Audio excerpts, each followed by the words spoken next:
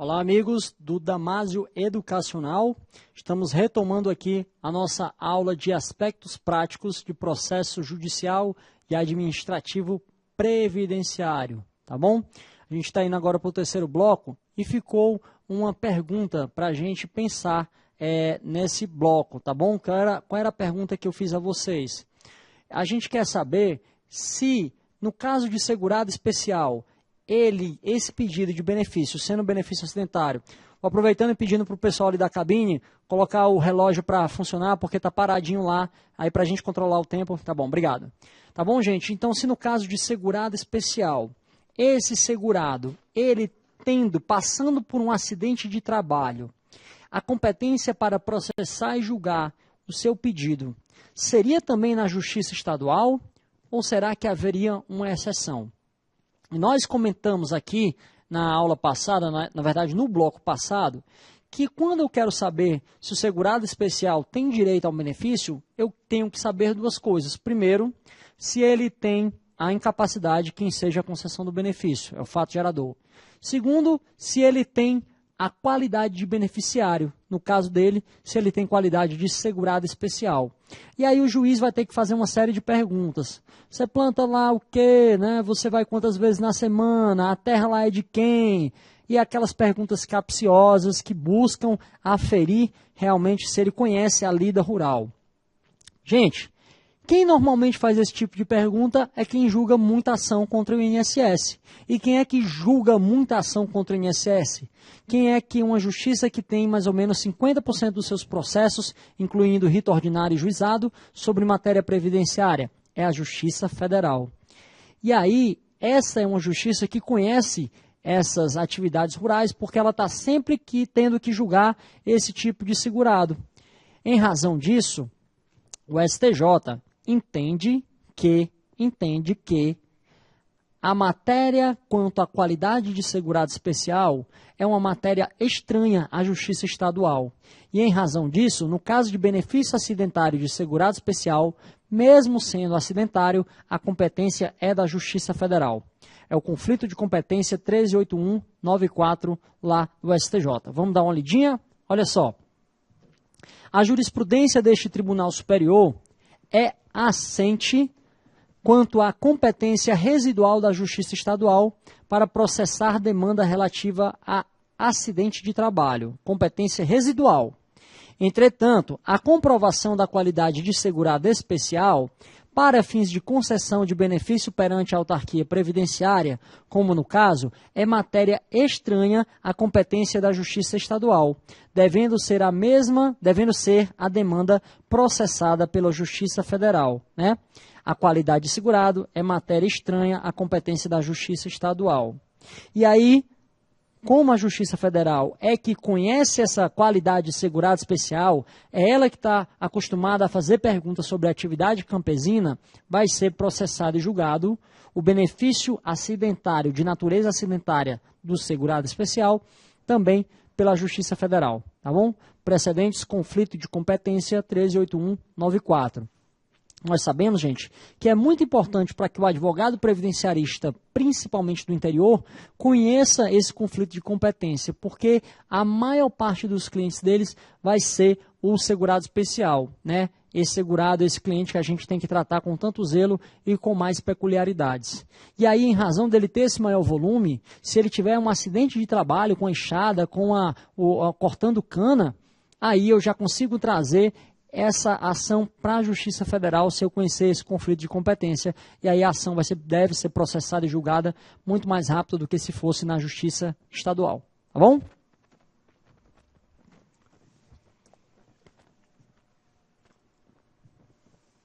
Aqui tem um restante, né, gente? Que ele diz que só seria possível ser julgada na Justiça Estadual se a comarca de domicílio do segurado não fosse sede de vara federal, que, entretanto, não configura a hipótese dos autos, que seria aquele caso da competência delegada do parágrafo 3º do artigo 109. Mas ele diz que, havendo Justiça Federal e Estadual, o caso é de trazer o benefício acidentário do segurado especial para a Justiça Federal. Bom, e quanto à carta de indeferimento que nega um pedido de averbação de tempo de serviço? é necessário reconhecimento pela Justiça do Trabalho? Gente, fica essa pergunta aqui. Imagina que você tem um cliente que ele trabalhava para uma pessoa, a pessoa assinou a carteira dele, mas nunca recolheu essas contribuições para a Previdência Social. E ele foi até o INSS, e o INSS, o perito até disse, olha, realmente o senhor está incapaz, só que aqui não tem contribuição no seu CNIS.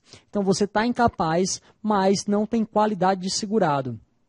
Aí ele vai lhe procurar e vai lhe dizer assim, doutor, mas eu realmente trabalhava. Eu estava lá na empresa de 8 às 6 da tarde, eu tinha um salário fixo lá, invariável, e eu ainda trabalhava mediante as ordens do patrão. Então ele tinha pessoalidade, subordinação e onerosidade, tinha as características de uma relação de emprego. Pergunto-lhes eu, como você vai conseguir desconstituir esse motivo de deferimento da falta de qualidade de segurado dessa pessoa? Ah, professor, eu vou entrar com a reclamação trabalhista e vou reconhecer o vínculo, aí eu peço para o INSS agora, de posse da informação que ele realmente tinha um vínculo empregatício, reconheça a qualidade de segurado dele e aí conceda o benefício por incapacidade. Não, gente. Essa sentença trabalhista, ela só vai servir de início de prova material. Como assim, professor? Mas não é uma sentença judicial? E ela não produz eficácia erga omnes, não? Nesse caso, não. Justamente por causa da competência que a gente está analisando aqui na nossa aula, aspectos práticos.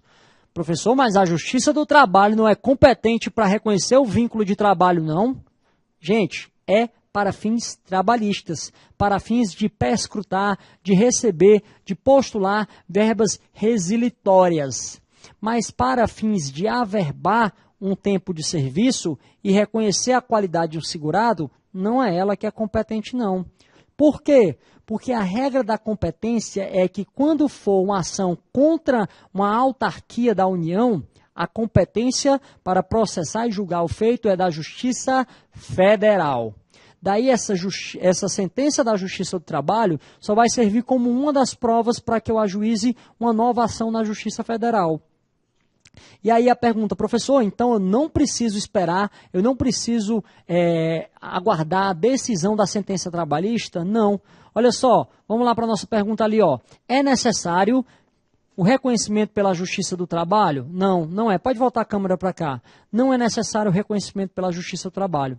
A Justiça do Trabalho, ela vai ser apenas a decisão, a sentença, vai ser apenas uma das provas que eu posso utilizar, tá bom? Vamos ver o que diz o TST sobre isso aí. A própria Justiça do Trabalho, vamos entender. A competência da Justiça Especializada está delineada no artigo 114 da CF, o qual admite, em seu inciso 8º, a execução de ofício das contribuições sociais previstas no artigo 195, inciso 1A e inciso 2. E seus acréscimos legais decorrentes da sentença que proferir. O inciso 9 do artigo 114 da CF também determina o processamento e julgamento de outras controvérsias decorrentes da relação de trabalho, na forma da lei.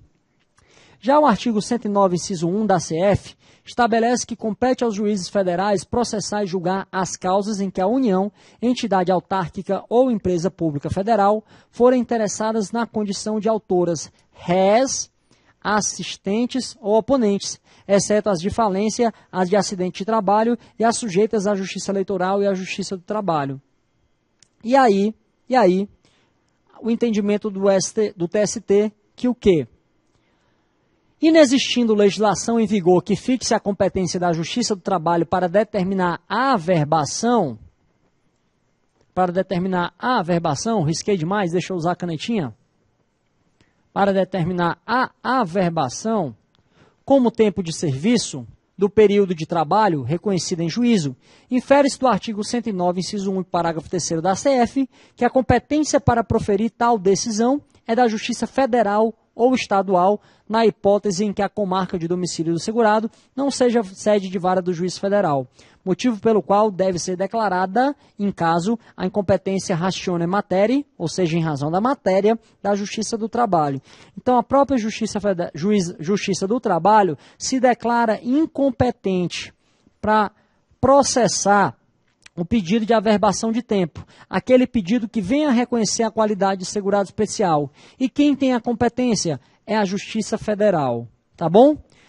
A gente vê isso lá na própria súmula 242 do STJ. O que é que reza a súmula 242 do STJ? Ele diz que cabe ação de declaração de reconhecimento de tempo. Ou seja, nem toda ação que eu procuro contra o INSS é uma ação condenatória, não. Pode ser uma ação declaratória, uma ação apenas que declare que realmente eu estava trabalhando e, portanto, eu tenha reconhecido a minha qualidade de segurado, portanto, também o meu período de carência e a minha contagem de tempo de serviço.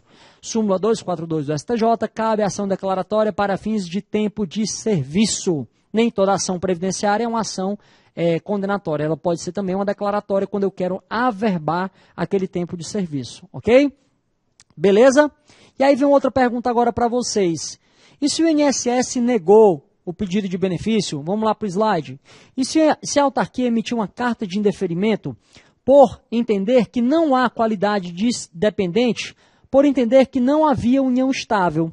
É necessário reconhecer a união estável na Justiça Estadual? Imagina aí que você foi pedir, pode voltar aqui, imagina aí que você foi pedir um benefício de pensão por morte. Chegando lá, o servidor, você levou as provas, mas o servidor achou que aquelas provas tinham sido fabricadas, não eram suas de verdade. Aí o servidor, ele dá um indeferimento e ele diz que falta de qualidade de dependente, porque não reconheceu que você realmente tinha uma união estável com o instituidor do benefício. Pergunta é: professor, será que eu vou ter que entrar com ação declaratória na Justiça Estadual para, de posse dessa ação declaratória, entrar com um pedido no INSS? Também não. Primeiro, porque vai ser uma via mais tortuosa, né? Porque vai demorar mais. E segundo, porque aquela sentença ela não vai ter efeito previdenciário. Pode ser uma prova, mas não tem efeito pleno perante o INSS. Durante algum tempo, o judiciário esteve equivocado e o extinto TFR, Tribunal Federal de Recursos, tinha uma súmula 53 que rezava o quê? Compete à Justiça Estadual processar e julgar questões pertinentes ao direito de família, ainda que estas objetivem reedificação de benefícios previdenciários. Então, o TFR dizia o quê? Você está pedindo a pensão? Tá, mas primeiro você tem que pedir na Justiça Estadual, porque primeiro você tem que reconhecer a união estável. E hoje, gente, ainda bem, esse entendimento está ultrapassado. Vamos dar uma olhadinha agora no conflito de competência 126.489, oriundo lá do Rio Grande do Norte.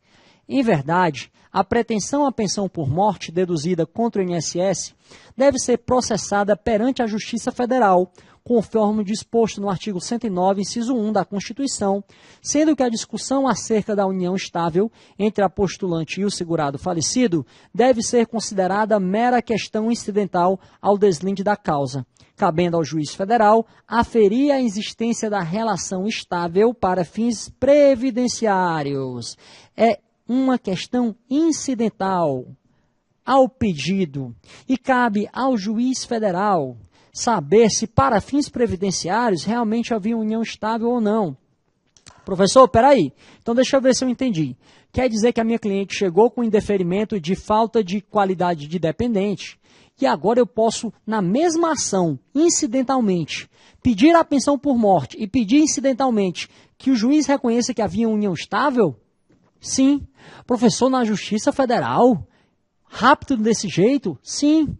Professor, e aí depois eu posso usar essa declaração do juiz federal para pedir agora a sucessão? Não. Aquela declaração de união estável do juiz federal, ela é um pedido incidental dentro do processo que ajuizou uma ação previdenciária. E ela vai ter repercussão apenas para fins previdenciários, né? Não vai ter repercussão na vida civil desse seu cliente, tá bom? Mas é um alento. Porque antigamente o entendimento do judiciário não. Primeiro eu tenho que pedir o reconhecimento na Justiça Estadual e depois eu peço o pedido na Justiça Federal. E hoje em dia não. O judiciário está pacificado que o juiz pode declarar incidentalmente a união estável para fins previdenciários. Tá bom, gente? Beleza? É uma competência incidental. Tá ok? Bom. E aí vem uma perguntinha. Quanto à competência, Aliás, deixa eu fazer uma pequena observação antes da gente ir para essa pergunta, que é quanto à possibilidade de reconhecimento do tempo de serviço. Olha, eu quero reconhecer o tempo de serviço. A gente já viu que a Justiça do Trabalho não é competente para isso. A justiça competente é a Justiça Federal, uma ação declaratória para reconhecimento de tempo de serviço.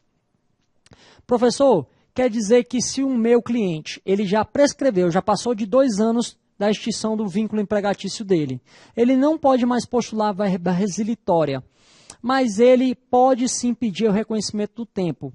Lá, inclusive no artigo 11 da CLT, diz que é imprescritível a ação que busca o reconhecimento de tempo. E no próximo item que a gente vai estudar, que é a prescrição e decadência, aliás, eu vou deixar para o último, já que é o mais longo e o mais que demanda mais atenção, a gente vai ver que, na verdade, esse termo está até errado. Porque a ação que busca reconhecer um tempo de serviço é uma ação declaratória, não é uma ação condenatória. E sobre uma ação declaratória é uma ação que busca reconhecer um direito potestativo. E um direito potestativo não sofre a incidência da prescrição. Ele pode vir a sofrer a incidência da decadência quando a lei lhe fixa um prazo. Mas se a lei não fixa, ele não sofre. Então, quando eu tenho um direito potestativo, eu não falo em imprescritibilidade, porque sobre o direito potestativo não há incidência da prescrição. Daí o termo correto para uma ação que reconhece o tempo é que ela seria inesgotável, ou que ela seria perpétua, porque ela é um direito potestativo para o qual a lei não fixou um prazo de exercício, ok?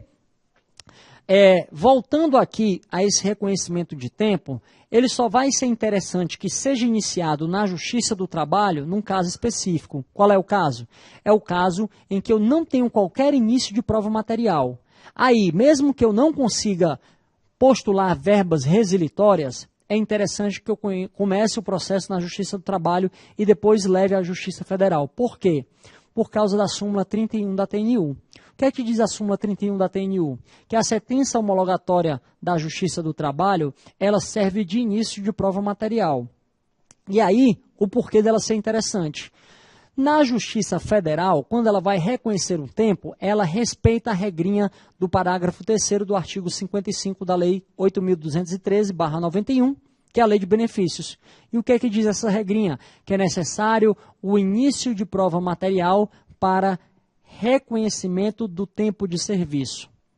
E aí, se eu não tenho início de prova material, eu começo o meu processo pela Justiça do Trabalho, e lá eu consigo uma sentença homologatória, e essa sentença homologatória da Justiça do Trabalho, de acordo com a súmula 31 da TNU, já me serve para que eu ajuize uma ação na Justiça Federal e use essa prova, essa própria sentença homologatória, como início de prova material. Aí esse é o único caminho que é um pouco mais tortuoso, mais demorado, mais delongado, mas é mais interessante que eu inicie pela Justiça do Trabalho e depois postule na Justiça Federal, ok? Então vamos lá para a nossa pergunta agora, continuando falando aqui sobre competência. E se for pedido de pensão por morte na qual o instituidor veio a óbito durante o trabalho, onde é que eu tenho que ajuizar essa demanda aí? Observe, é uma pensão por morte, mas foi no trabalho. E aí onde é que eu ajuizaria? A gente vai ter que dar uma lida na legislação, lá no artigo 21 a 23 da Lei 8.213, para poder entender. Ele diz que equiparam-se também ao acidente do trabalho, para efeitos desta lei, o acidente ligado ao trabalho que, embora não tenha sido a causa única, haja contribuído diretamente para a morte do segurado, para a redução ou perda da sua capacidade, para o trabalho, ou produzido lesão que exige atenção médica para a sua recuperação. Inciso 2, o acidente sofrido pelo segurado no local e no horário de trabalho em consequência de... Se o acidente que levou a óbito o segurado, ele ocorreu no local e no horário de trabalho, então eu vou ter que o benefício de pensão por morte será um benefício de pensão por morte acidente do trabalho. Portanto, é um benefício previdenciário de natureza acidentária. E aí a competência será da Justiça Estadual também, como a gente já viu nos termos da súmula 501 do STF. Mas se, Tem até o acórdão, eu vou colocar o acórdão, o número do acórdão para vocês darem uma olhada, do STJ, do conflito de competência. Mas, e se você não tem certeza? A pessoa morreu de um câncer e ele era radiologista, ele era técnico em radiologia. Como é que eu vou saber se essa doença é realmente do trabalho? Aí o que eu posso fazer? Eu tenho uma pensão por morte, a carta de deferimento vai ser da pensão por morte, que é genérica, que é a pensão por morte de natureza previdenciária, e aí eu utilizo essa carta de deferimento com o código 21 para ajuizar na federal. E aí, se o médico entender que foi em razão de uma doença profissional, doença do trabalho, um acidente de trabalho equiparado, ele manda para o juiz pode até extinguir, mas até aí eu tenho o quê? Eu tenho um laudo médico, eu tenho uma prova emprestada para utilizar na justiça estadual. Tá bom? Mais uma perguntinha. E se for pedido de revisão de benefício já em manutenção? Olha, eu não quero mais saber qual é a origem do benefício. Eu quero simplesmente rever. Então, minha causa é eminentemente contra a autarquia. Será que eu posso ajuizar na federal? Infelizmente não, gente. O STF tem o RE 176532, onde ele diz que a competência também é da Justiça Estadual, porque prevalece o entendimento da súmula número 15 do STJ, que diz o quê?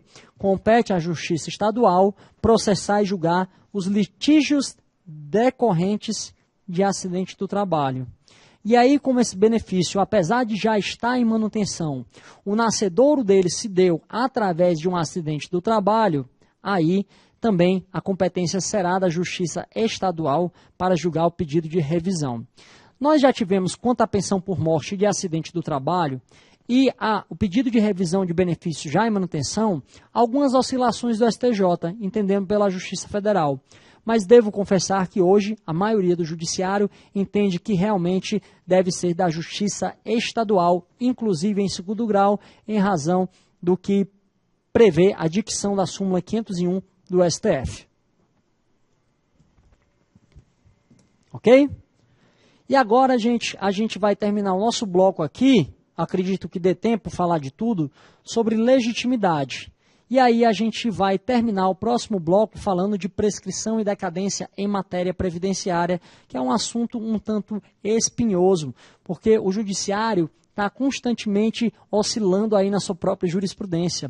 O STJ, ora diz que não tem prescrição do fundo de direito, ora diz que tem quando é restabelecimento, a TNU diz que não tem, que tinha decadência antes, a súmula 64, dizendo que tinha um prazo de 10 anos para rever o ato de indeferimento, agora já diz que não tem, cancelou a súmula 64, editou a súmula 81, o STF diz que não tem decadência para concessão inicial, mas aí para revisão querem aplicar um prazo decadencial, mesmo quando aquilo não fez parte do ato. Então, existem algumas digressões aí que a gente vai ter que estudar junto, se debruçar conjuntamente para a gente poder entender prescrição e decadência em matéria previdenciária.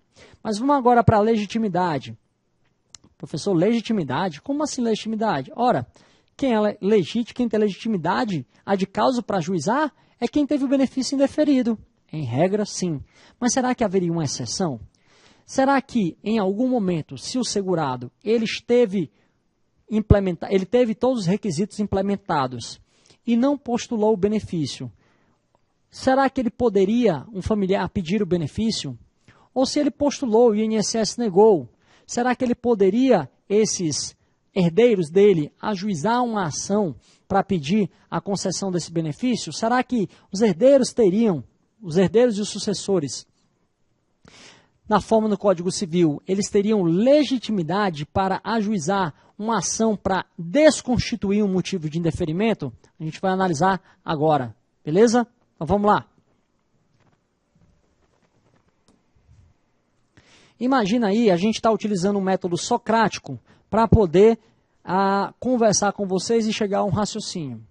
Imagina que uma pessoa esteve doente e morreu em razão da doença. A família pode pleitear a aposentadoria e a pensão? Vamos fazer que nem o Jack Estripador, vamos por partes. A família, se tiver dependente, ela vai poder pedir sim a pensão por morte. Mas e a aposentadoria? A família poderia pedir? Será, gente?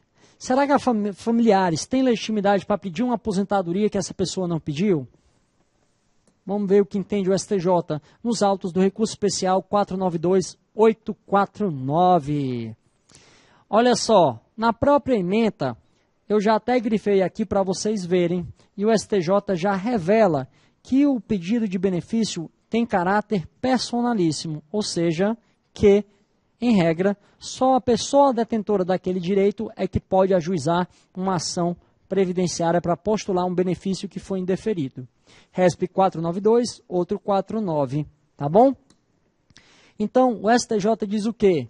Diz que se essa pessoa não exerceu o direito dela enquanto estava viva, os sucessores não podem ajuizar a ação por essa pessoa.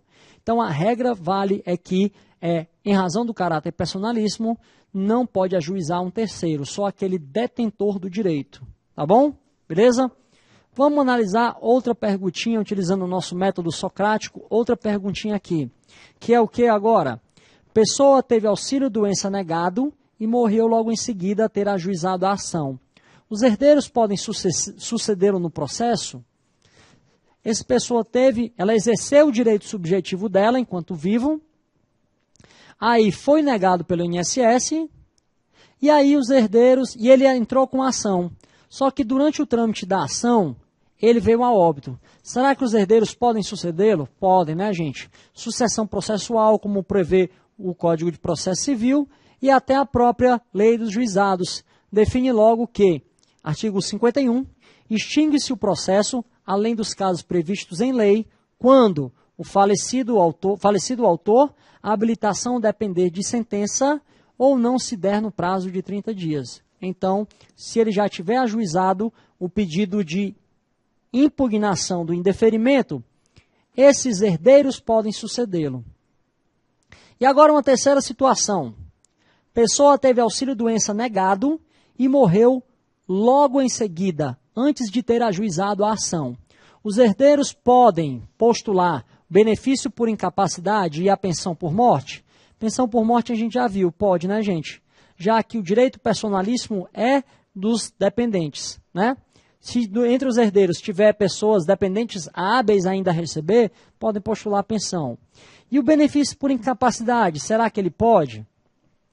Para isso, gente, nós vamos nos socorrer à legislação previdenciária, ao artigo 112 da Lei 8.213, que também é chamado de PBPS, que é o Plano de Benefícios da Previdência Social. Vamos dar uma lida no artigo 112. O que é que diz o artigo? O valor não recebido em vida pelo segurado só será pago aos seus dependentes habilitados à pensão por morte, ou na falta deles, aos seus sucessores na forma da lei civil, independentemente de inventário ou arrolamento. Sobre o que a lei fala aqui, gente? Ela fala sobre o chamado resíduo. O que é o resíduo? É o valor não recebido em vida pelo segurado, tá bom? Imagine que você tem um cliente que ele recebia a aposentadoria por invalidez, tá bom? Só que ele vem a óbito dia 15. E aí o INSS cessa o benefício dele. Mas ele estava vivo do dia 1º ao dia 15. Esse valor deveria ter sido pago a ele, mas não foi em razão da cessação. Esse dinheiro vai ficar para a Previdência Social? Não. Esse dinheiro deve ser pago aos dependentes da pensão por morte. Mas se não tiver dependente da pensão por morte, se todos os filhos forem maior de 21 anos, se ele não tiver mais esposa, ou se a esposa enfim, se a esposa já estava divorciada e já tinha outro casamento, não recebia alimentos dele, não tinha dependência econômica, aí esse resíduo não vai ser pago a dependente da pensão por morte, porque não tem dependente. E aí vai ser pago a quem? Vai ser pago aos sucessores na forma do Código Civil, da Lei Civil. Ok? Tranquilo? Bom, e aí vamos analisar o caso. Ele estava vivo, ele exerceu o direito subjetivo dele e foi negado. Mas se a Previdência tivesse reconhecido o direito dele, esse valor deveria ter sido pago. E aí o que eu quero dizer com isso? Que se você for ao judiciário e provar que na época do indeferimento ele tinha direito ao benefício, o juiz reconhece esse direito e esse valor deveria ter sido recebido em vida pelo segurado e não foi. E aí, o valor não recebido em vida deve ser pago conforme preconiza o artigo 112, aos dependentes da pensão por morte ou aos sucessores na forma do Código Civil. Beleza? Segredo do sucesso aí para você. Pela dicção do artigo 112, se eu comprovar que na época do indeferimento já existia o direito adquirido, deve ser pago, e aí os herdeiros têm essa legitimidade para entrar com ação própria, em nome próprio, pelo valor que deveria ter sido pago em vida e não foi pela Previdência Social. Professor, mas aí ele está falando de benefício previdenciário. E no meu caso, meu pai pediu um LOAS e ele veio a óbito. Será que eu posso postular? Vamos ver aqui.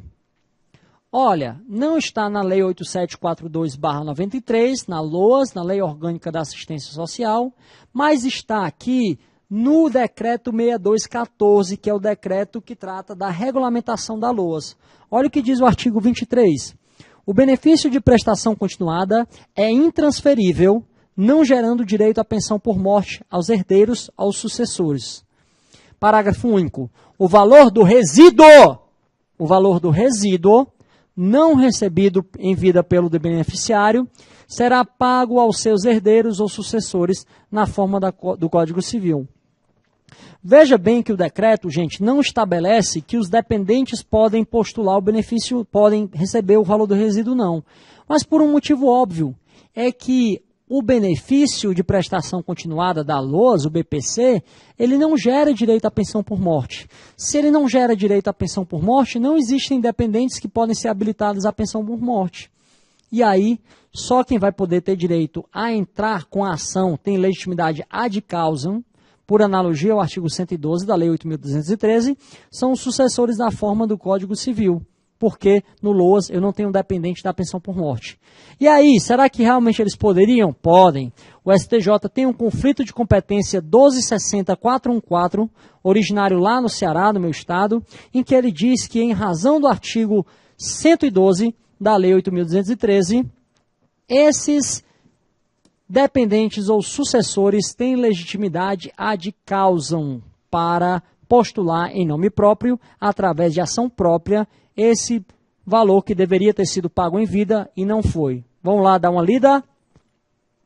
Na forma do artigo 112 da Lei 8.213, os sucessores de ex-titular falecido de benefício previdenciário detêm legitimidade processual para, em nome próprio e por meio de ação própria, pleitear em juízo os valores não recebidos em vida pelo decujus, independentemente de habilitação em inventário ou arrolamento de bens. Agravo regimental desprovido. No caso, era o INSS que tinha entrado, portanto, ele não deu provimento e reconheceu o direito dos dependentes.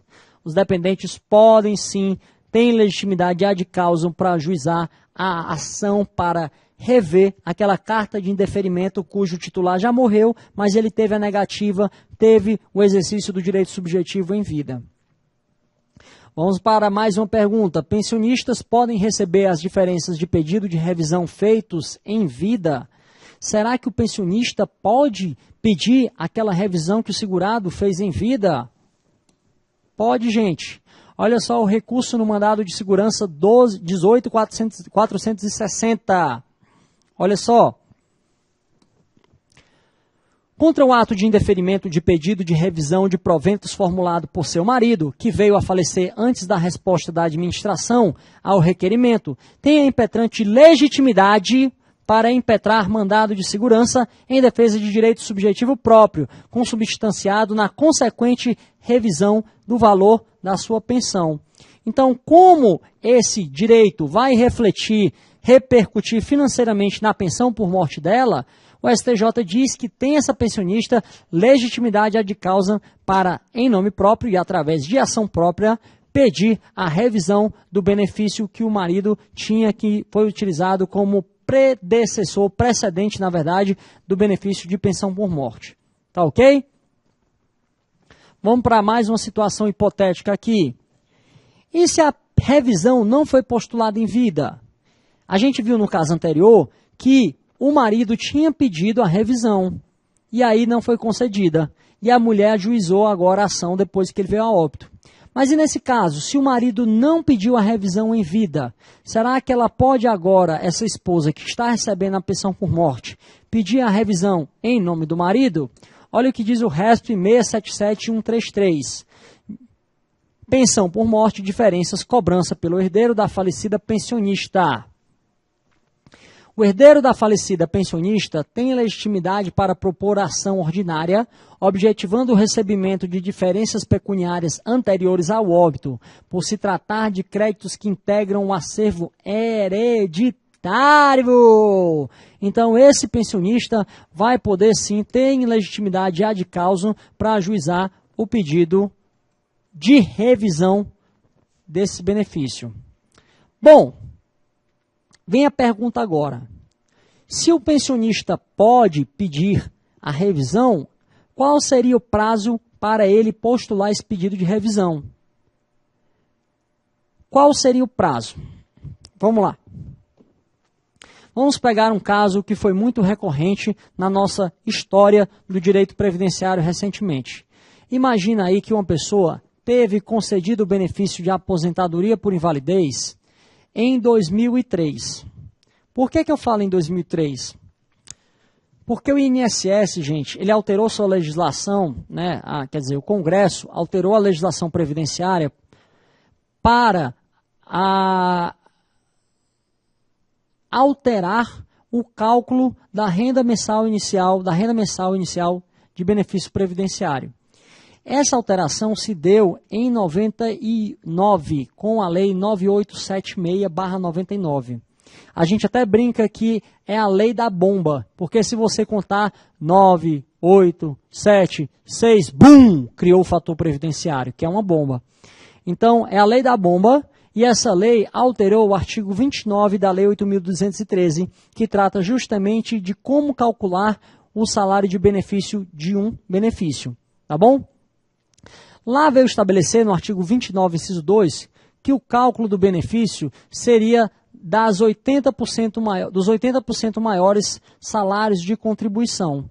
Então, como é que é calculado o salário de benefício? Em cima dos 80% maiores salários de contribuição. No entanto, gente, o decreto 3048 previa, o regulamento da Previdência Social, previa que nos casos de concessão de benefício cujo titular tivesse 144 contribuições ou menos, seria calculado 100% dos salários de contribuição. O salário de benefício seria calculado com 100% do salário de contribuição. E aí eu pergunto a vocês, o que é mais benéfico para o segurado? Quando eu calculo de acordo com a lei, só os 80% maiores, desprezando, portanto, os 20% menores, ou quando eu calculo na forma do decreto, calculando 100% salário de contribuição, sem desprezar os menores? Bom, você já deve estar chegando à conclusão de que o mais vantajoso é a concessão através do artigo 29, inciso 2. Professor, e por que o decreto criou isso? O decreto pode criar? Não. Nós dizemos que nas espécies normativas do nosso ordenamento jurídico, o decreto regulamentador, ele não tem aptidão para inovar no ordenamento jurídico. Portanto, acordou? É para acordar mesmo. Portanto, o decreto que altera a forma de cálculo do benefício e manda fazer um cálculo pior, ele é ilegal. Ele não pode fazer essa alteração. Portanto, o INSS concedeu de 99, quando a lei foi alterada, até 2004, benefícios de aposentadoria por invalidez e auxílio-doença de forma errada, porque esse cálculo de 100% era voltado para esses benefícios por incapacidade. E até 2003 foram assim, concedidos errados, até 2004, na verdade. Até que o INSS reconheceu o erro e revogou, né, o Poder Executivo revogou esse decreto através de outro decreto, essa parte do decreto. E aí mandou calcular todo mundo com 80% maior. Os 80% maiores desprezando os 20% menores. E reconheceu que estava errado e deveria revisar a concessão desses benefícios de 99 a 2004. Tá bom? Professor, como é que eu faço para saber se meu cliente tem direito? O INSS já revisou de todo mundo? Não, não revisou de todo mundo. Ainda tem espaço para entrar com a ação. Como é que você faz para saber? Você vê se o benefício dele de auxílio-doença ou aposentadoria por invalidez foi concedido no intervalo de 99 a 2004 e se ele tinha 144 contribuições ou menos. Aí você já sabe que é um indício que ele deve ter direito à revisão do artigo 29, inciso 2, que é uma ação de revisão de benefício. Ok? Beleza. Bom, e aí, esse segurado, em vida, ele ainda não tinha pedido a revisão. E aí, ele vem a óbito em 2010, tá certo? Aliás, desculpa, em 2017. Observe que desde a concessão da aposentadoria por invalidez de forma errada pelo INSS até 2017, já transcorreram 14 anos. Professor, então não pode pedir mais não, porque a decadência é de 10 anos para rever o ato de concessão. Certo? Errado.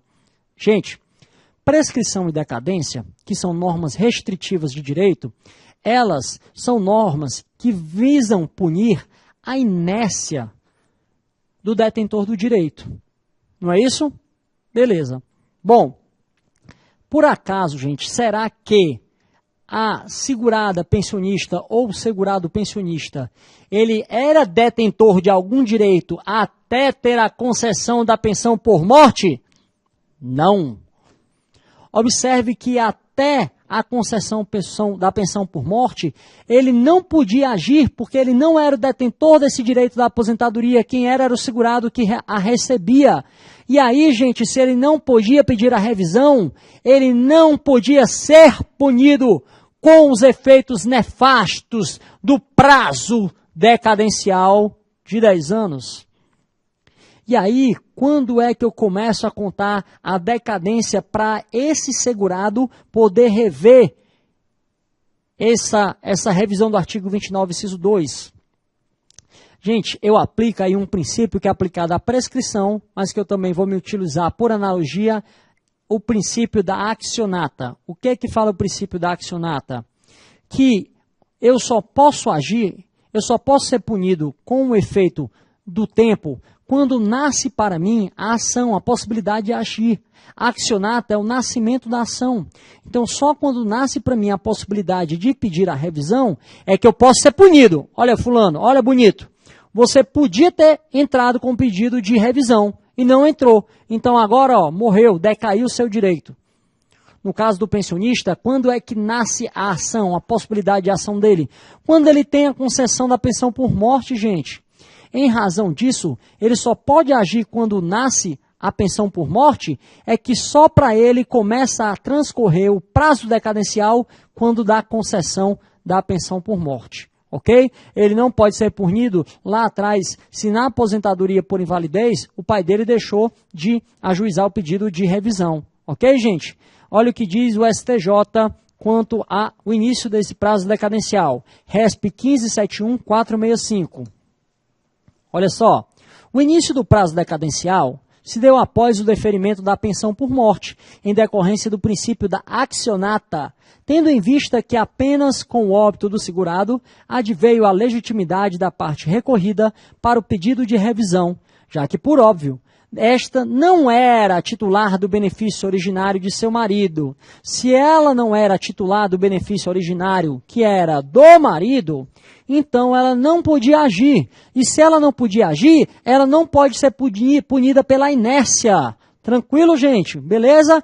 Prazo decadencial só começa com a concessão da pensão por morte. Tranquilo? Porque enquanto o marido recebia a aposentadoria, ela não podia agir em nome do marido, sem procuração. Não é isso? Em se tratando de benefício previdenciário, incide a hipótese de revisão do ato de concessão e deferimento de benefício disposto no artigo 103 da Lei 8.213. É de 10 anos, aí traz a dicção aqui, né? E aí, como a concessão da pensão que a recorrida pretende ver recalculada se deu no dia 17 de 8 de 2008 e o ajuizamento da ação ocorreu em 8 de 9 de 2010, não houve a decadência do direito à revisão dos benefícios previdenciários, recurso especial não provido, que foi um recurso impetrado pelo INSS. Bom, aí eu peço datíssima venha para divergir do colendo STJ nesse quesito aqui. O pensionista que pleiteia a revisão deve receber os atrasados desde quando? O STJ, gente, ele pensa diferente de mim. Porque ele pensa o quê? Quando é que ele diz? Ele diz que a repercussão do efeito financeiro só deve ocorrer na pensão por morte recebida pela hora agravada. E eu peço datíssima venha para divergir, por quê? Porque, gente, se aquela pessoa estava viva e exerceu o direito subjetivo dela, e foi o INSS que concedeu errado, então esse era um direito que deveria ter sido recebido em vida, e não foi. E aí vale a regra do artigo 112. O valor não recebido em vida pelo segurado pode ser recebido pelos dependentes da pensão por morte, ou na ausência deles, dos sucessores, na forma da lei civil. Ao meu ver, o STJ está errado no seu posicionamento. Eles deveriam ter direito, inclusive, ao que ele deveria ter recebido enquanto aposentado. Ressalvado, é claro, o que ultrapassasse mais de 5 anos, pois já estaria atingido pela prescrição. Gente, esposa pode pedir despensão? E aí é uma tese que o STJ já tinha dito que não. E agora, com o entendimento do STF sobre desaposentação, também agora é que vai estar confirmado mesmo. Por quê? Olha o que é a despensão. A despensão, gente, é o ato da pensionista desfazer o ato de concessão da pensão por morte, desfazer o ato de aposentadoria do marido, pedir uma nova aposentadoria pelo marido e assim uma nova pensão por morte melhorada, considerando as contribuições após a primeira aposentadoria dele. O STF já disse que não pode pedir desaposentação. E a despensão, o STJ já tinha dito que não. Nos autos do RESP 15.15929, o STJ entende que, como o caráter do benefício é personalíssimo, eu não posso, em meu nome, renunciar o direito de outro, para pedir ainda um novo benefício em nome de outro, se ele não pediu em vida. O caráter é personalíssimo. Se o caráter é personalíssimo, eu não tenho legitimidade para renunciar em nome de outro e para pedir o que ele não pediu em vida também em nome de outro. Então, tanto porque o STJ entende que o caráter é personalíssimo, como pelo que o STF decidiu nos autos do recurso extraordinário 661-256, a possibilidade da despensão, ela não é viável. Tá bom, gente? Já fica também compreendido aí para vocês que não seria possível pedir a despensão. Tá bom, gente? Beleza? Tranquilo? Vamos ver aqui o que diz o STJ. Previdenciário, desaposentação, viúva, pensionista, renúncia ao benefício originário da pensão, direito personalíssimo e legitimidade da parte. A renúncia a um direito deve ser exercida pelo próprio titular desse direito. O direito à aposentadoria do segurado falecido está completamente consumado, não podendo mais ser renunciado por outrem. Não colocada à apreciação do INSS o pedido de desaposentação do segurado antes do falecimento e não decorrendo o pedido de revisão por descumprimento de disposição legal, não há como admitir-se a renúncia pós-mortem. O direito, ele é personalíssimo, o caráter é personalíssimo, portanto, essa esposa não poderia pedir o desfazimento da aposentadoria e aí a concessão de nova aposentadoria porque o segurado nunca pediu em vida. Tá bom, gente? Vou finalizando esse bloco aqui com os meus contatos, com o meu Previsap, com o meu Facebook, com o meu blog, com o meu e-mail. Faltou só o Instagram aí, mas já você fica sabendo que é @TiagoLoA. Tá bom? E a gente vai para o último bloco já, onde a gente vai tratar de um tema bastante espinhoso na concessão de benefícios, que é o tema do limite temporal para exercer um direito a um benefício. Limite temporal, o que eu quero dizer em termos claros para você que é um estudioso do direito? Eu vou tratar de prescrição e decadência em matéria previdenciária, tá bom? E a gente vai tratar disso e vai aprender alguns segredos do sucesso, como é possível ganhar dinheiro no direito previdenciário com esses aprendizados sobre prescrição e decadência, tá bom, gente? Aproveita, toma um gole de água, já me curte lá no Facebook, professor Thiago Albuquerque, me adiciona nas redes sociais e já a gente volta diretamente aqui dos estúdios do Damásio Educacional com mais prática administrativa e judicial previdenciária, hoje tratando especificamente de aspectos práticos do processo previdenciário. Até já!